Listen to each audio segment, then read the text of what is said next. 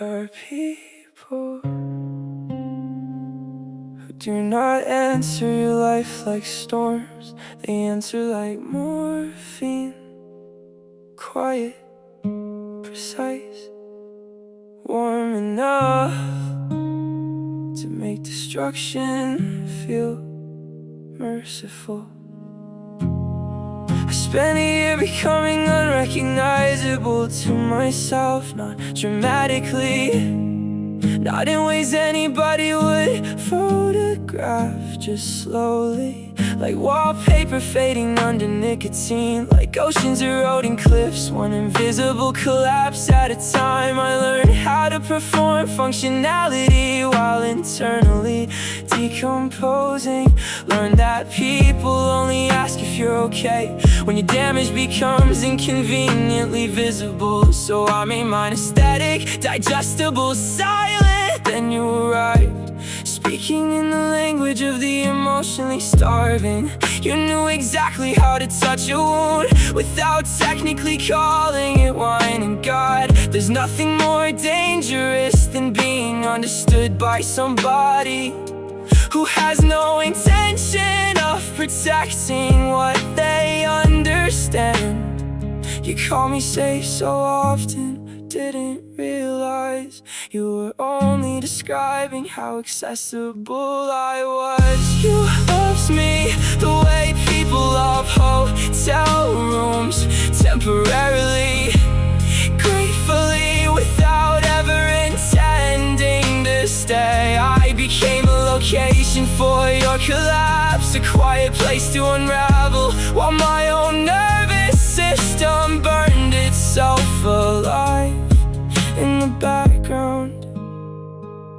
And I mistook emotional usefulness for intimacy again, because abandonment does strange things to the brain. It teaches you that being emptied is the closest thing to being chosen. You never actually held me, you held my functions. The difference, you love my availability, my ability to absorb impact, my tendency to apologize for wounds I didn't create. You loved it, I translated your chaos into something survivable, even while mine remained untranslated, rotting beneath polite conversation. Maybe that's why you left silently, because users rarely announce departure, they just stop needing access. I used to think grief sounded like crying, but grief is quieter than that.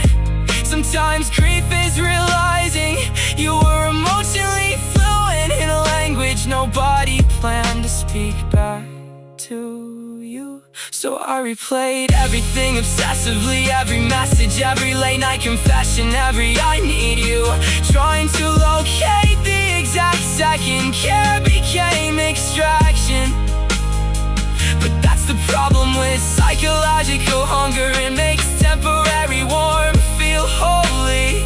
And I was so desperate to matter, I volunteered for my own exhaustion. You know what nobody says about loneliness? If prolonged enough, it stops feeling like emotion, it starts feeling like identity. So when you appeared, I treated your attention like evidence I was finally real. That's why your disappearance dismembered me, not because you were extraordinary, but because I had attached my existence to your recognition of it. Now I understand something terrifying. People like me become easy to exploit, because we confuse being emotionally necessary with being loved deeply. We overwater dying things, then call ourselves loyal, while our own roots rot underneath. But I am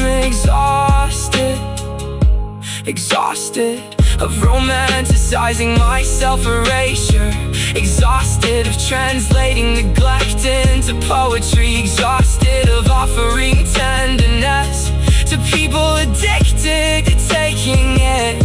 You did not destroy me, you revealed me, a person so